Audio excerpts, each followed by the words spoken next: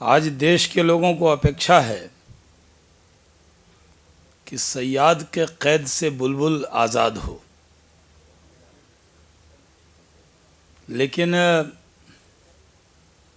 खुद जब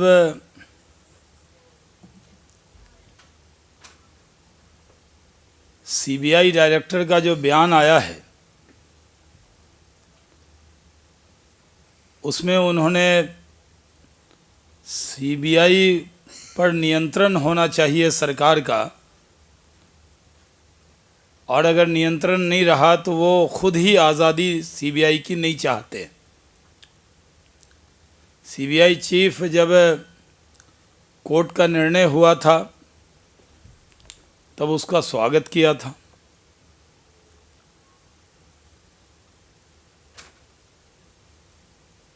सीबीआई की तरफ से कोर्ट में गलती मानी गई थी, माफ़ी मांगी गई थी,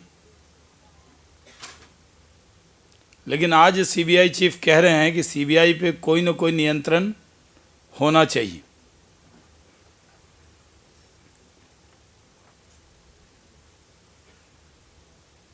सीबीआई आज़ादी के साथ काम करे, ये भारतीय जनता पार्टी चाहती है, लेकिन सीबीआई चीफ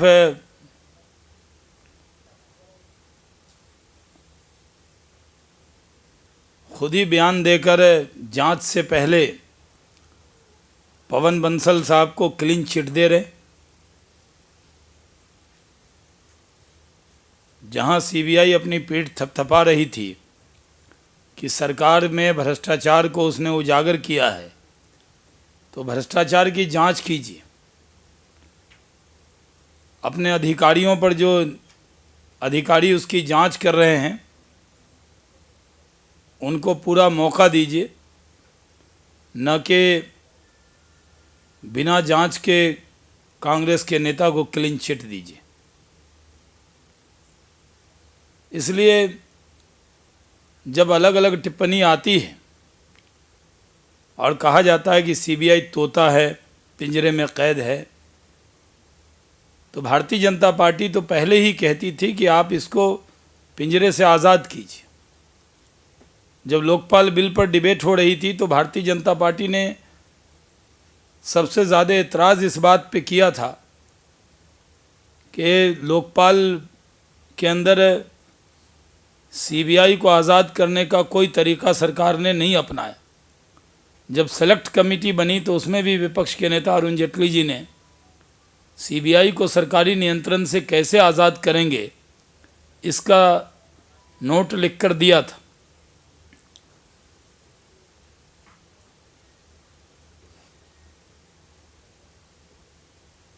लेकिन हम जहां आज़ादी की बात कर रहे हैं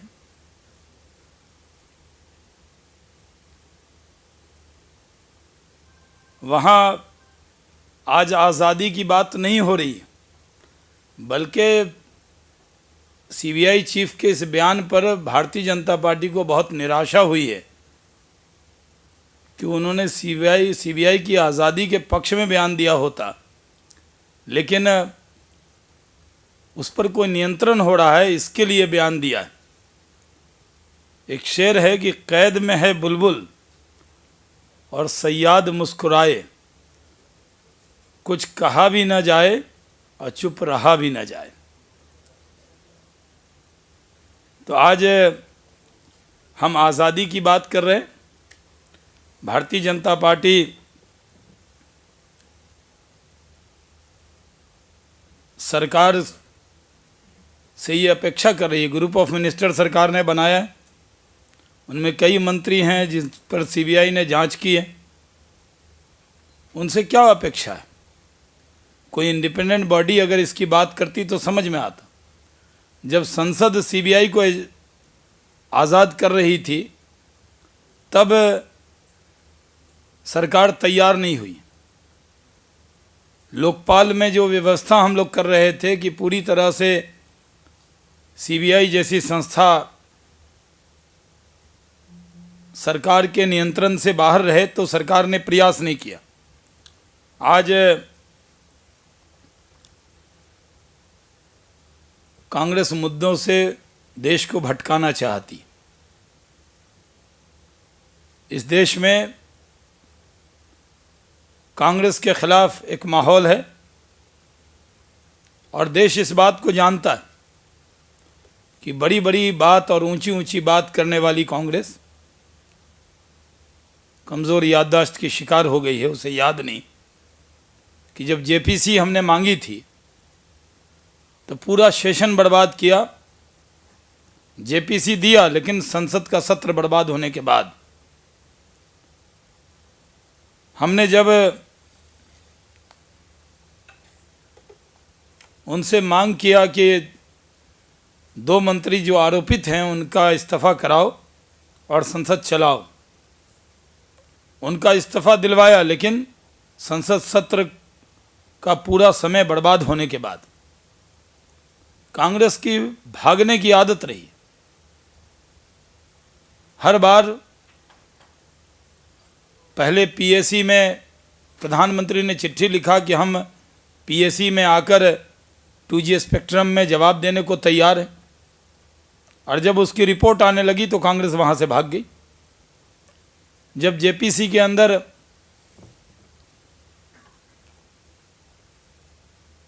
गठन की बात हम लोग कर रहे थे तो जेपीसी मांगी नहीं, संसद से भाग गई।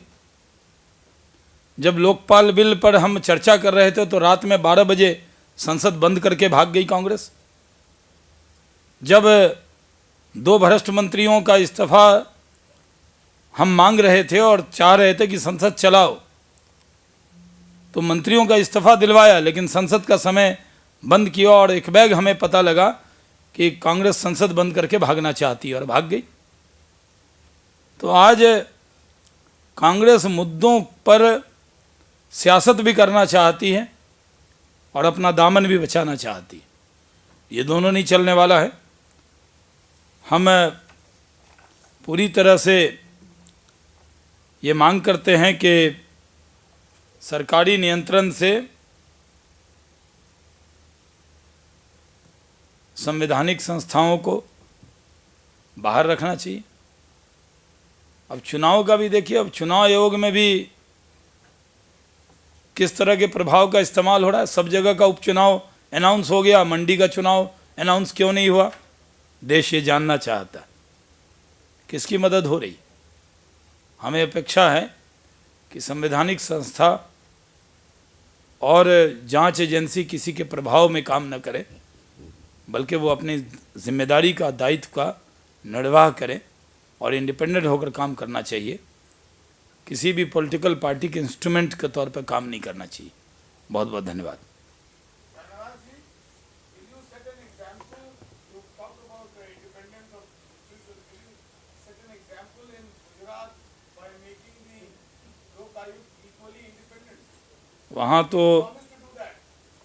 वहाँ तो इंडिपेंडेंट है ही। आप वहाँ जाकर देखें, वहाँ ये प्रश्न बार बार खड़ा किया जाता है, लेकिन संवैधानिक संस्थाओं को जितनी इजाज़त वहाँ मिलती है उसकी तुलना आप कहीं और कांग्रेस शासित राज्य से नहीं कर सकते।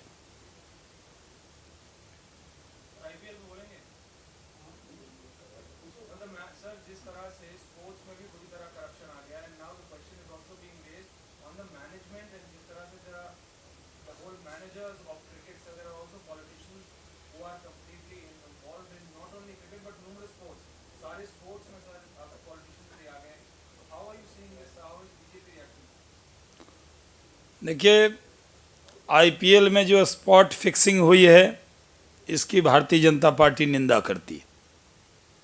ये दुर्भाग्यपूर्ण है। आईपीएल मैच भी बीसीसीआई कराती है। बीसीसीआई देश का भी जो मैच होता है, इंटरनेशनल मैच, वो भी बीसीसीआई करवाती है, और आईपीएल मैच भी बीसीसीआई के ज़रिए आयोजित किए जाते हैं। जो लोग इसमें पकड़े गए हैं उनके खिलाफ कानूनी कार्रवाई होनी चाहिए, सख्त कार्रवाई होनी चाहिए, क्योंकि इस देश के लोग जो बड़ी तादाद में इस गर्मी में जब आईपीएल का मैच होता है तो बड़ी तादाद में लोग मैच देखने इसलिए जाते हैं क्योंकि अंतर्राष्ट्रीय स्तर के खिलाड़ी उसको खेलते हैं और क्रिकेट भारत का पसंदीदा गेम, लेकिन उसमें अगर स्पॉट फिक्सिंग हो गई तो लोगों के दिल टूट जाते। इस तरह की फिक्सिंग न क्रिकेट के हित में है न देश के हित में। इसलिए हमें अपेक्षा है कि बीसीसीआई सख्त कार्रवाई करेगी ताकि कोई आइंदा इस तरह की फिक्सिंग की हिम्मत न करे। जहाँ तक आपके दूसरे प्रश्न का उत्तर है कि स्पोर्ट्स में और क्रिकेट में जो पॉलिटिशियन भी गए हैं वो भी भारत के नागरिक हैं और वो भी खेल प्रेमी हैं। क्रिकेट में भी कई राजनीतिक हैं जिनका बहुत बड़ा कद है और उनको किसी क्रिकेट के पद की ज़रूरत न होते हुए भी वो क्रिकेट में अपना कंट्रीब्यूशन दे रहे हैं और उसकी कई मिसालें, ज़मीन से लेकर पहाड़ तक सुंदर स्टेडियम बनाने में जो राजनीतिक उसमें शामिल हैं उनके बारे में कई मिसालें दी जा सकती। सवाल ये नहीं है कि राजनीतिक व्यक्ति क्रिकेट को चला रहे हैं इसलिए स्पॉट फिक्सिंग हो रही है। सवाल ये है कि क्रिकेट के अंदर जो कमियां अन्य जगह दिखती थी वो भारत में क्यों आई है, इस पर बीसीसीआई को सख्त एक्शन लेना चाहिए।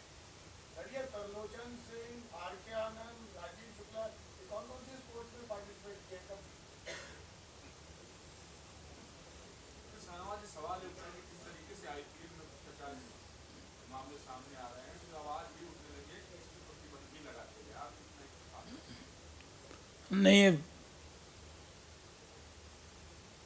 किसने सवाल उठाया है ये हमें नहीं मालूम,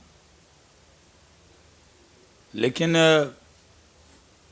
आईपीएल मैच देखने वाले स्टेडियम में जाकर और अपने घर में टेलीविज़न पर देखने वालों की बहुत बड़ी तादाद है और ये फिक्सिंग करने वालों की कम तादाद है। ऐसे लोगों को, जो गलत लोग हैं, उनको निकालना चाहिए और इस क्रिकेट जो भारत का सबसे पसंदीदा गेम है वो चंद लोगों के वजह से बदनाम नहीं हो सकता।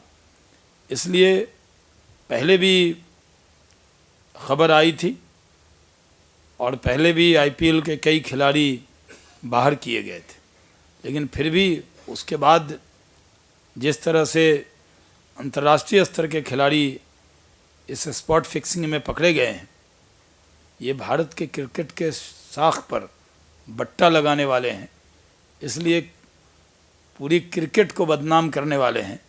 इनके खिलाफ सख्त एक्शन होना चाहिए।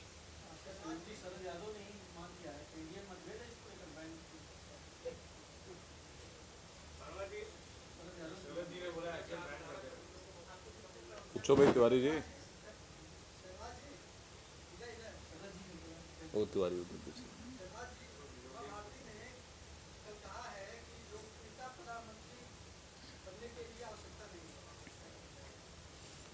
जिस तरह से कई बार भीड़ आती है, फिल्म स्टार जाते हैं तो नेताओं से ज़्यादा भीड़ खेल के लोगों को, फिल्म के लोगों को मिल जाती है। तो ये तो एक राजनीतिक पार्टी का डिसीज़न है, उसको गलत संदर्भ में लिया गया।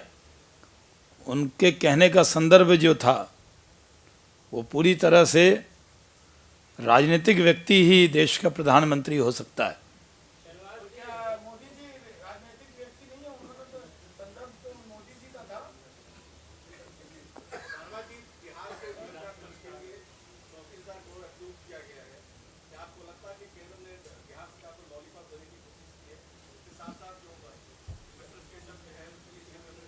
देखिए, बिहार जो आज जिस हाल में है उस हाल की जिम्मेदार कांग्रेस है। अगर बिहार आज स्पेशल स्टेटस का मांग कर रहा है तो कांग्रेस की गलत नीतियों की वजह से बिहार इस करागर पे पहुंचा है। लोग भूल जाते हैं कि आरजेडी के शासन में 15 साल कांग्रेस उसमें शामिल रही। कांग्रेस के प्रवक्ता शकील अहमद वहाँ पर मंत्री रहे हैं, ये आप लोग भूल जाते। उसी सरकार में जितने कांग्रेस के एमएलए जीते थे वो सब लाल बत्ती लगाकर घूम रहे थे बिहार के अंदर। तो बिहार की बदहाली की जिम्मेदारी अकेले आरजेडी पर नहीं है। 15 साल में कांग्रेस के सहयोग से बिहार को बर्बाद किया गया। आज बिहार में एनडीए का शासन है और एनडीए के शासन में जो बिहार में भाजपा जदयू अच्छा काम कर रहे हैं, मिलकर काम कर रहे हैं और उनके अच्छे नीतीश कुमार जी का नेतृत्व और सुशील कुमार मोदी जी का कुशल वित्तीय प्रबंधन बिहार को रिकंस्ट्रक्शन की तरफ आगे बढ़ा रहा है। ये जो बजट जो आज जिसका हंगामा हो रहा है और कांग्रेसी जिस तरह से खबरें छपवा रहे हैं, ये कांग्रेसियों ने नहीं दिया है, ये सेंट्रल गवर्नमेंट ने नहीं दिया। जो प्लान बजट है इसमें 75% बिहार सरकार देती है और 25% केंद्र से मिलता है और ये अप्रूव्ड बजट है बिहार से, उस पर मुहर लगा ली है। हाँ, फ़ोटो कुछ कांग्रेस के नेताओं के छप गए, इसलिए ऐसा लग रहा है कि 34,000 करोड़ हमें इन्होंने दे दिया है। ये सही नहीं है। जब हमने उनसे 20,000 करोड़ मांगा था तब 12,000 करोड़ दिया, तब भी कांग्रेस के मीडिया मैनेजरों ने इस तरह से प्रचारित करा दिया जैसे बिहार को 12,000 करोड़ दिया गया, जबकि वो अटल जी ने जो बिहार को झारखंड के बंटवारे के बाद जो पैसा देने की बात कही थी, उसी में बिहार सरकार ने, नीतीश कुमार जी ने और सुशील मोदी जी ने 20,000 करोड़ मांगा था, मिला हमें 12,000 करोड़ और उसमें भी कई और स्टेट उस फंड में जुड़ गए हैं, उतना भी मिलेगा कि नहीं मिलेगा। इसलिए ये पूरी तरह से बिहार का अपना बजट है। बिहार में जो मेहनत हो रही है उसका नतीजा है, केंद्र का कोई एहसान नहीं है।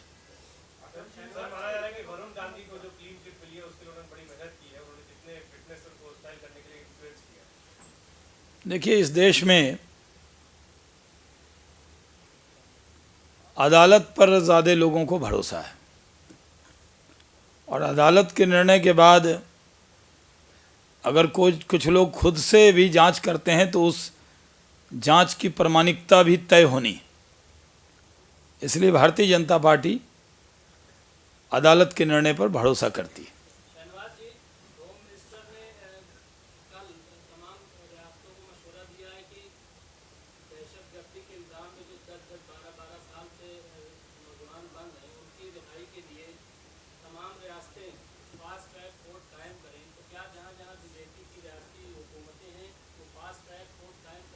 नहीं, सलाह दें शिंदे जी और प्रश्न पूछें आप बीजेपी की रियासतें क्या करेंगी। पहले तो जो कांग्रेस की रियासतें हैं उसके बारे में एक वाइट पेपर लाएं, वो कि कहाँ कहाँ कितने लोग बंद हैं। और गृह मंत्री सुशील कुमार शिंदे जी गृह मंत्री हैं, उनको इतना भी नहीं मालूम कि कहाँ कहाँ कितने लोग बंद हैं। ये तो एक सांसद भी अगर सवाल पूछे और आप भी एक आरटीआई डाल के पूछें तो ये आपको जानकारी मिल जाएगी, लेकिन शिंदे जी को इतनी भी जानकारी नहीं है। इस पर हमें हैरत है। जहाँ तक सवाल है कि देश में न्याय सबको मिलना चाहिए, वो हिंदू हो या मुस्लिम, सिख हो या ईसाई, कांग्रेस न्याय का भी सांप्रदायिकरण करना चाहती है। कांग्रेस न्यायपालिका में जिन पर मुकदमे चल रहे हैं उनको भी ज़ात और धर्म के चश्मे से देख रही है। ये बहुत दुर्भाग्यपूर्ण है। भारत में भारत के संविधान ने सबको बराबर का अधिकार दिया है और जो न्यायपालिका है उस पर देश के हिंदू मुस्लिम सिख ईसाई सबको भरोसा है।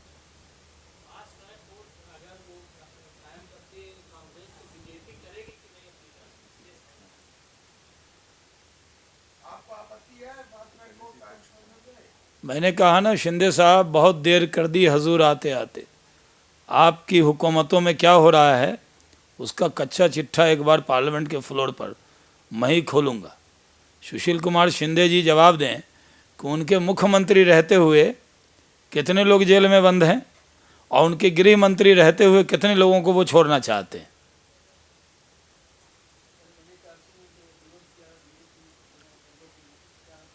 जी, एनएचआरसी के मेंबर के बारे में जिस तरह के नाम वो लेकर आए थे, भारतीय जनता पार्टी के दोनों विपक्ष के नेता श्रीमती सुषमा स्वराज जी और श्री अरुण जेटली जी ने उसका विरोध किया है और अपना विरोध दर्ज कराया है, क्योंकि इस तरह की संस्था में हम लोग निष्पक्ष और साफ सुथरे लोग चाहते हैं।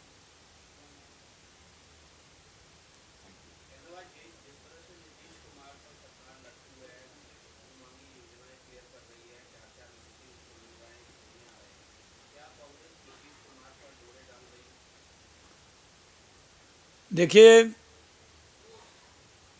नीतीश कुमार जी बहुत बिहार के हरदिल अजीज मुख्यमंत्री हैं, बहुत कटसी वाले इंसान हैं। वो अगर पी चिदम्बरम साहब को कांग्रेस के दफ्तर तक छोड़ने गए तो वो उनकी कटसी थी, इसमें कोई सियासत नहीं तलाशनी चाहिए। बिहार को बर्बाद करने वाले कांग्रेसी के लिए आज बिहार तरक्की कर रहा है, वो तीर्थ स्थल की तरह बन गया है।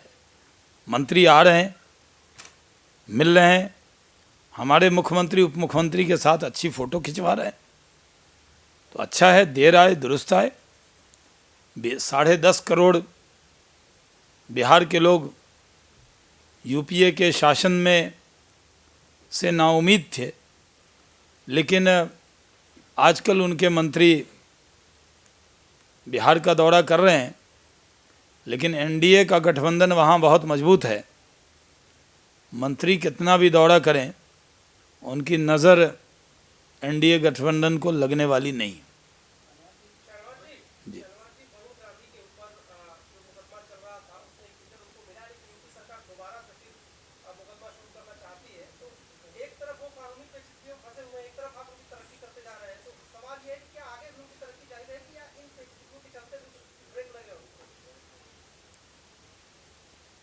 देखिए, हमने इस पे कह दिया है कि जो अदालत पर भाजपा को भरोसा है और जो भी जांच वो करना चाहते हैं वो कर सकते हैं, लेकिन भारतीय जनता पार्टी को ये पूरा अधिकार है कि वो अपने किस कार्यकर्ता को किस पद पर रखे। इसके लिए हम किसी अन्य व्यक्ति से, दल के बाहर के व्यक्ति से कोई सुझाव आमंत्रित नहीं करते।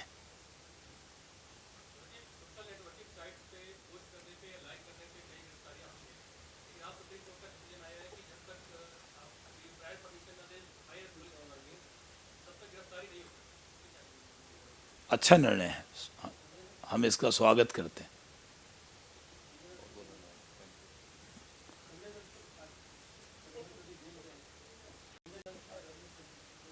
आज देश में कई लोग जेल गए होंगे, कानून अपना काम कर रहा है। आप देश में आम आदमी के लिए ज़्यादा प्रश्न पूछें तो अच्छा है।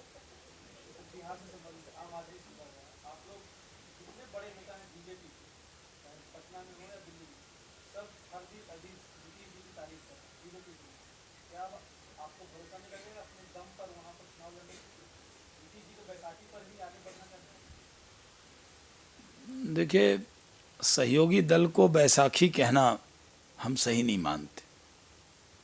सहयोगी हमारे सहयोगी हैं, वो हमारी जनता दल यूनाइटेड हमारी बैसाखी नहीं, बल्कि हमारे वो सहयोगी। और जदयू और भारतीय जनता पार्टी का जो गठबंधन है वो बहुत पुराना है, 17 साल पुराने मित्र हैं। कई मौसम हमने देखे और साथ मिलकर चले। शिवसेना के बाद जनता दल यूनाइटेड भारतीय जनता पार्टी का अकाली दल की तरह सबसे भरोसे का साथी, और बिहार की 10.5 करोड़ जनता ने हमें साथ कदम मिलाकर चलने के लिए, बिहार के पुनर्निर्माण के लिए वोट दिया है। इसलिए हम दोनों दल बिहार की जनता से कमिटेड हैं और कदम मिलाकर चल रहे हैं और बिहार के तरक्की के लिए कदम मिलाकर चलना होगा।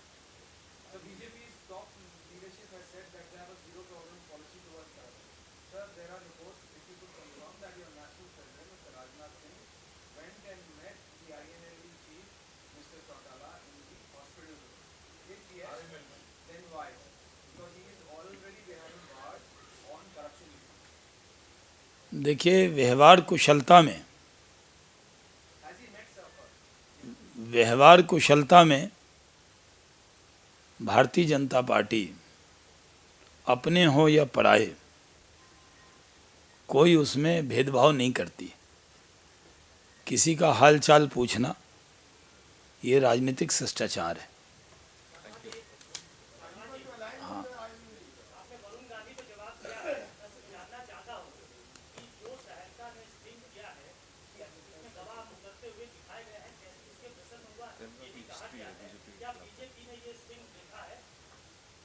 समय नहीं मिला है देखने का।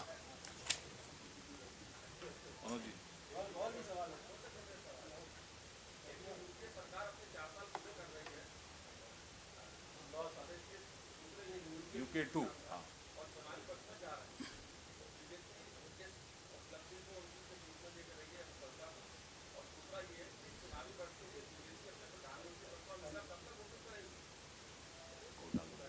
जो पहला सवाल है आपका, उसमें ये 4 साल यूपीए के भारत के इतिहास में 4 काले पन्ने के तौर पर गिने जाएंगे। इन 4 साल में भारत के लोगों को काला काला ही दिखा है, कुछ सफ़ेद दिखा नहीं है।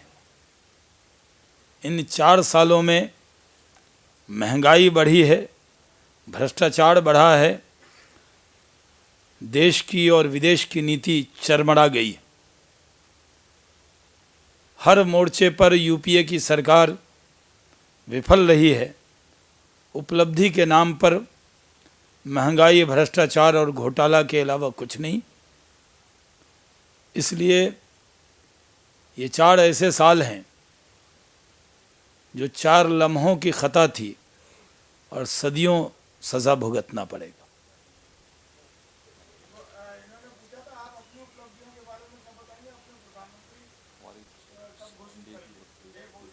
वो हर प्रेस कॉन्फ्रेंस में हर भारतीय जनता पार्टी के नेता और प्रवक्ता से ये प्रश्न पूछे जाते हैं और हर बार वही जवाब दिया जाता है जो हमने पिछली प्रेस कॉन्फ्रेंस में दिया था कि ये पार्टी एक व्यक्ति की पार्टी नहीं है। ये पार्टी में एक सिस्टम है, संसदीय बोर्ड है जिसके सदस्य मिलकर पॉलिसी मैटर पर डिसीजन लेते हैं और उसमें उचित समय पर भारतीय जनता पार्टी निर्णय करेगी। अभी तो जो लोग सत्ता में हैं वो अगला नाम बताने को तैयार नहीं। हाँ, जनार्दन द्विवेदी ज़रूर प्रेस कॉन्फ्रेंस करके ये कहते हैं कि अब बस 2014 तक ही मनमोहन सिंह गद्दी पर हैं। ये बात कांग्रेस को लोग कह रहे हैं। मनमोहन सिंह जी पहले प्रधानमंत्री हैं जिनसे उनकी पार्टी को भविष्य की कोई उम्मीद नहीं, क्योंकि कांग्रेस के प्रवक्ता बहुत निर्दयी होकर उनके जाने की तिथि बताते और हमसे, क्योंकि हम सरकार में आने वाले हैं, इसलिए ये प्रश्न कांग्रेस से पूछा भी नहीं जाता कि आप अपने अगले प्रधानमंत्री के आने का नाम और तिथि बताइए, क्योंकि ये प्रश्न उन पर लागू नहीं होता। ये प्रश्न भारतीय जनता पार्टी पर लागू होता है, क्योंकि अगली बार लाल किला से भारतीय जनता पार्टी का प्रधानमंत्री, एनडीए का प्रधानमंत्री झंडा फहराने वाला है। इसलिए उनको जवाब देने में कठिनाई नहीं है। हमें जिम्मेदारी के साथ जवाब देना है, क्योंकि उनके यहाँ प्रधानमंत्री होने वाला नहीं और हमारे यहाँ होना तय है, इसमें शक की कोई गुंजाइश नहीं। जिस तरह से सूरज का उगना तय है, उसी तरह से भारतीय जनता पार्टी का प्रधानमंत्री बनना इस देश में तय है 2014 में, और हो सके तो पहले भी। इसलिए जब बनना हमारा है तो पहले बताकर थोड़ा सस्पेंस रहने दीजिए, थोड़ा संसदीय बोर्ड को निर्णय करने का अधिकार दीजिए। कोई अखबार, मीडिया या प्रवक्ता नहीं तय करेगा, तय करेगा संसदीय बोर्ड, मोहर लगाएगी देश की जनता। बहुत बहुत धन्यवाद। अब इस उत्तर के बाद कोई प्रश्न बनता नहीं है।